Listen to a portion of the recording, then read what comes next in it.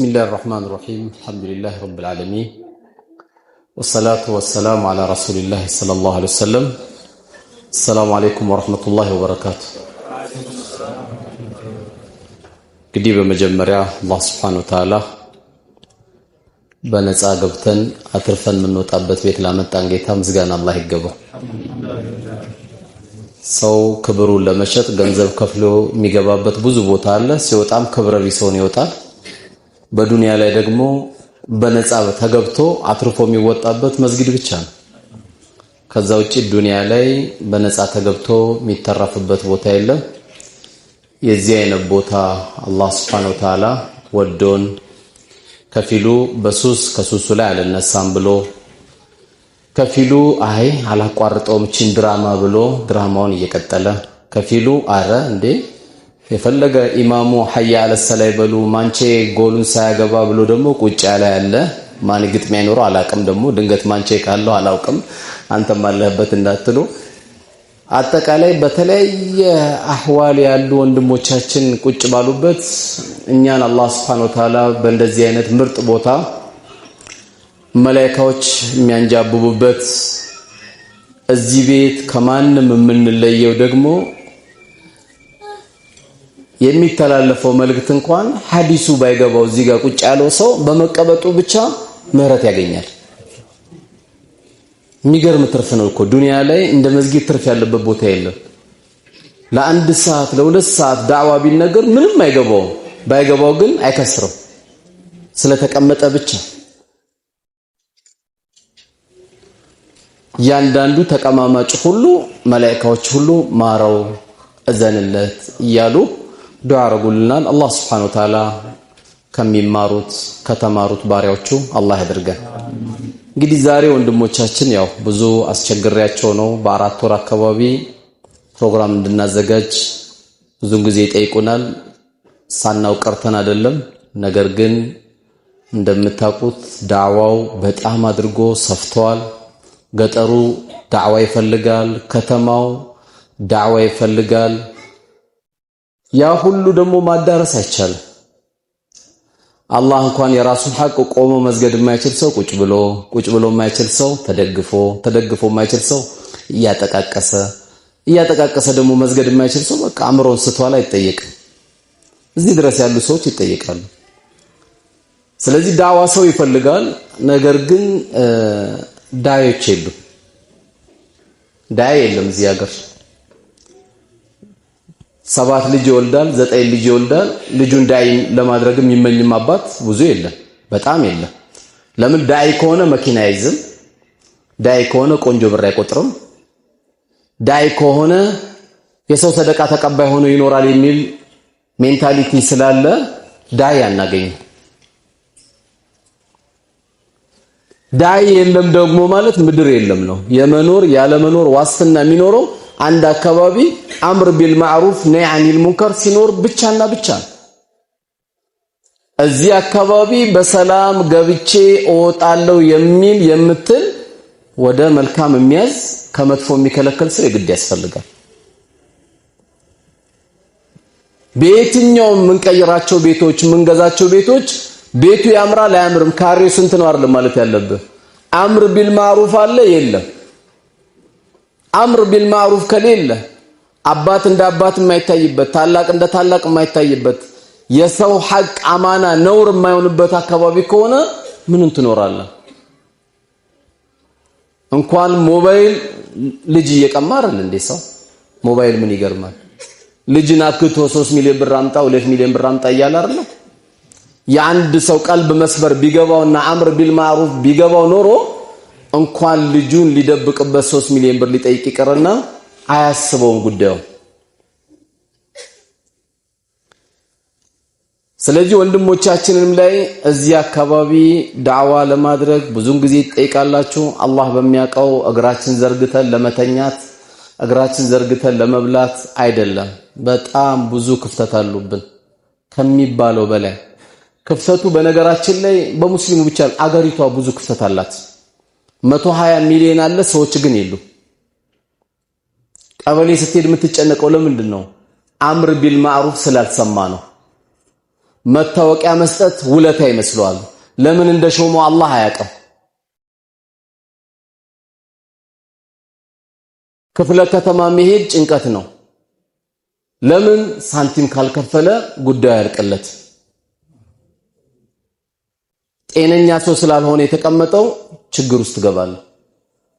የትም ጉዳይ ስንሄድ መደራደሪያ የምናደርገው ሳንቲም ሆነ። ለምን አምር ቢልማዕሩፍ ስለሌለ። አምር ቢልማዕሩፍ በጣም ዋጅብ ነው። ይሄ ዳዕዋ የሚያስተላልፍ አካባቢያችን ላይ ሰው ካለ እንዳይሰበርብን ያ ሰው እንደ እንቁላል የሚያዝ ወላሂ ግዴታ ይኖርብናል።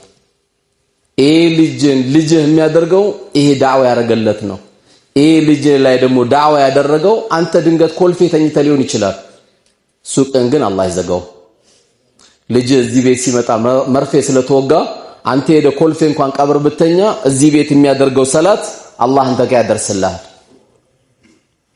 إذا مات ابن آدم انقطع عمله إلا من ثلاث የሰው ልጅ ስራ ሁሉ ይቋረጣል ሶስት ነገር ሲቀር ተብሏል። ከዛ መካከል አንዱ አወለዱ ሷሊ يدعو له መልካም ልጅ ለአባቱ ዱዓ የሚያደርግለት ረቢ ረሐሙሁማ ከማ ረበያኒ ሰጊራ ጌታዬ ወይ በልጅነቴ እንዳዘኑልኝ ስሸናባት እንደሸናውባት እንደቻለችኝ ሌሊት ተነስቼ ከእንቅልፍ ሳትነሳ ከእንቅልፍ ያስነሳዋት ጡቷን የቧጨርኳት ሰርግ ቤት ልትሄድ ስትል ያስቀረዋት ከለቅሶ ከሚደረገው ማህበራዊ ጉዳይ ያስቀረዋት እናቴ ቀብር ተኝታለች ብሎ እዚህ ጋር ሁለት ረካ ሰግዶ ዱዓ ሲያደርግላት አልহামዱሊላህ የመርካቶ ሱቅ ይዘጋል አይመለከተ ወራሽ ወስዶታል። እዚህ ቤት የተውከው ልጅ ግን ኢላ የውመል ቂያማ ልጅ ባንተዘር እስኪያበቃ ድረስ ቀብር እስኪገቡ ድረስ ሱቅ አልተዘጋም። ከዚህ በለጠ ብስራት ምን አለ? ቁም ነገሩ 9 መውለድ አንድ መውለድ አንዳንዴ ማለ መውለድ አይደለም።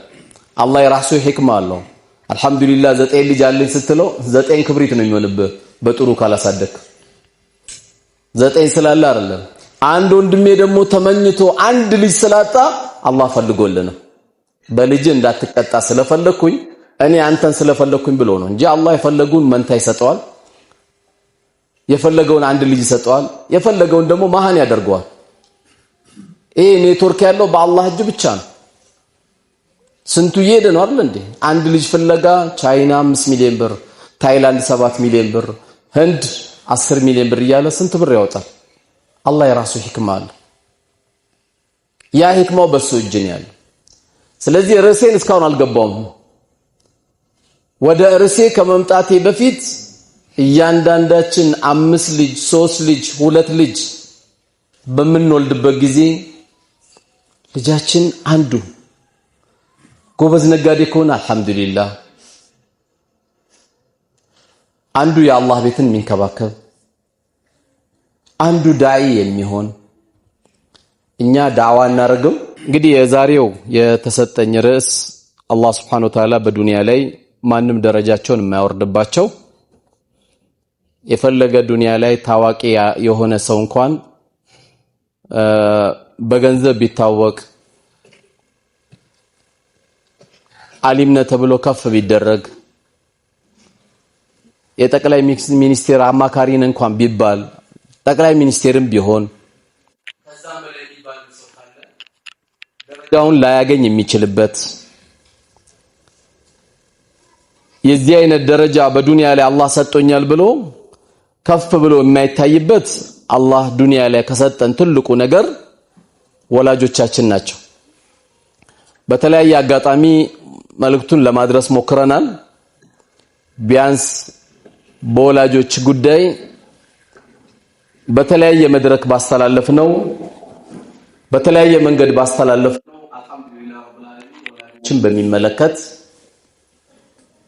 እኛ በሃይማኖታችን እንደዚህ አይነት መልእክትን መስማት አልቻልንም በማለት የሌላው እምነት ተከታይ ያዳምጠው ወደ 24 ሚሊዮን ስለናቶች ተደምጧል። አልহামዱሊላህ ይሄ በየትኛውም አጋጣሚ አላህ ይሰማል ካላለ በስተቀር ይሄን ቁጥር ማግኘት የምትችለው አይደለምና አልহামዱሊላህ ሌሎችም ቢሆን ቦርቡሮ ስለ ህይወታችን ያለንበት ነገር ሁሉ የሚነግረን ቢኖር ኢስላም ብቻ ነው። አፍንጫችን ይዘን ከምንገባበት ሽንት ቤት አንስቶ እስከምንኖርበት ህይወት ድረስ መመሪያ ያለው ዲን ነው። በጣም በሚገርም ሁኔታ አራስ ቤት ለሄደች ለወለደች እህቴ የሚደረግ ዚክር የተለየ ነው። ታዚያ ለደረሰበት ወንድሜ የሚደረግ ዚክር የተለየ ነው። አዲስ ልብስ እንለብስና አሮጌ ልብስ እንለብስ የሚደረግ ዚክር የተለየ ነው።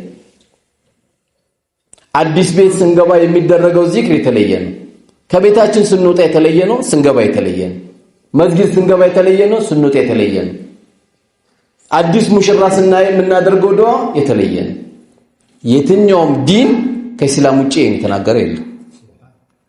የትኛው እኔ በጣም ደግሞ የሚያጅበኝ ላሮጌና ለአዲስ ልብስ ዚክር የለየ ዲን ነው። ጧት ስትለብስ አልহামዱሊላሂ الذي كساني هذا ورزقني من غير حول مني ولا قوه ያለኔ ኃይልና ብልሃት ልብስ ያለበስከኝ ጌታ ምስጋና ይገባ አለቀ። ጧት ስለብስ አዲስ ልብስ ደግሞ ስለብስ አዲስ ዚክር አለ። اللهم لك الحمد انت كسوتني اسالك من خير وخير ما صنع له واعوذ بك من شر وشر ما صنع له አንተን አዲስ ልብስ ያለበስከኝ ጌታ ሆይ ይሄ ዛሬ የገዛውት የለበስኩት አዲስ ልብስ መጥፎ ነገር ካለ ባንተ ተጠበቃለሁ፣ ኸይሩን ካለ ካንተ ከጅላለሁ። አንድ ቀን ነው የምታደርገው ይሄን ዚክር አይገርምም? አዲስ የገዛ ብቻ ቀን እንዲህ ያሟላ ዲን የለም። ይሄን ያነሳው ለምንድነው? እነዚህ ትንንሽ ናቸው የምንላቸው በዚህ አይነት መልኩ ከታዘዝን ስለ እናትና ስለ አባትማ ተነግሮ ያበቃ። እንደ ኢስላም ስለ እናትና ስለ አባት የነገረ የለም የሚናገርም የለም። ሰው እናትን አክብሩ ሊል ይችላል። ሰዎች እናታቸውን አክብር አባትን አክብር ሊል ይችላል። በእስልምና ግን እናት አክብር አባት አክብር አይደለም፣ ትእዛዝ ነው። ማክበር ሳይሆን ትእዛዝ የምትፈጽመው ነው። እናት ማክበር አለማክበር አባት ማክበር አለማክበር ምርጫ አይደለም። እኛ እንደዚህ ሄደን ምን መክሮ የለም። እንደ ኢስላም ምርጫ የለውም። አላህ ለእናትና ለአባት ምርጫ አለመኖሩ ማረጋገጫ የሌላ እምነት ተከታይ እንኳን ቢሆኑ እናትና አባቶቻችሁ ወሳሂቡሁማ ፊ ዱንያ ማዕሩፍ። እናቴ አመመሽ ወይ? መጣውልሽ እናቴ አስቤዛል ተሟላለሽም? መጣው እናቴ። ምንድነው ደበረሽ? ሐኪም ቤት ልውሰድሽ እናቴ? የፈለገ እምነት ተከታይቱ ወሳሂቡሁማ ፊ ዱንያ ማዕሩፍ። አንተ ያለ ላይ ርባት፣ አንተ ያለ ላይ ጠማት፣ አንተ ያለች ላትከጅል በሃይማኖት ጉዳይ ብቻ ሲመጡብህ ለኩም ዲኑኩም ወሊየዲን። እናቴ አንቺም በሃይማኖትሽ ነሽ፣ እኔም አላህ አዞኝ ነው። አንቺ የምታመልከው ያዞሽ አይደል? አዎ፣ እዚህ ጋር መለያችን ነው እናቴ። ከዚህ ውጪ ግን በሃይማኖት ጉዳይ በስተቀር እኔ አንቺን እንድخدም ካንቺ ጎን እንድቆም ስላንቺ ማንነን እንድከታተል አላህ አዞኛል። ድንገት እናትም ሸሃዳ እንዳትይዝ ያረከው እኮ አንተ ልትሆን ትችላለህ። ለምን? ገምጫጫ የሆነ ባህሪ እሷ ጋር ያሳየው ነው። የሆነ ነገር አድርግ ስትባል ትላለህ። ስልክ ስትደውልላት አታነሳላትም። እንደውም እሷ የሌላ እምነት ተከታይ ስትሆን ሜዳ ላይ እስልምና ማሳየት አለብህ። ሁሉም ሐጃ ከሷ በኋላ ሁሉም ሐጃ ከሱ በኋላ ከነሱ በላይ ሐጃ የለንም ዱንያ ላይ። ለምን? የነሱ ቃና አንቱ የአላህ መላእክተኛ ወይ አባቴ ገንዘቤን ይከጅላል፣ አባቴ ገንዘቤን ይከጅላል፣ ሊወስድብኝ ይከጅላል ሲላቸው ምን ይገርማል? እሱ ነው ያሉት። ገንዘብም አንተም የሱ ነው ያሉት። እሱ ለገንዘቡ ክስ ሊያቀርብ ነበር። ስለ ብሩሳን አንተም የሱ ቃና ነው ያሉት። አላህ Subhanahu Wa Ta'ala እንግዲህ አጠገብ ብዙ አባት ብዙ እናት ቀብር ገብተዋል። አላህ ቀብራቸውን አላህ ያሳምረው። ረውደቱል ሚን ሪያዲል ጀና አላህ ያርጋቸው። እኛም እንግዲህ ቀብር ገብተን እማይረሱ ልጆች አላህ ይስጠን። ያው በዛም በዚህ ማለቁ አይቀርም። ወደርንም ጠላንም እቺ ዱንያ ማለቁ አይቀር። ሰዎች ቢያፈቅሯትም ባያፈቅሯትም ቁል መታዕ ዱንያ ቀሊል ነው ያለ አላህ።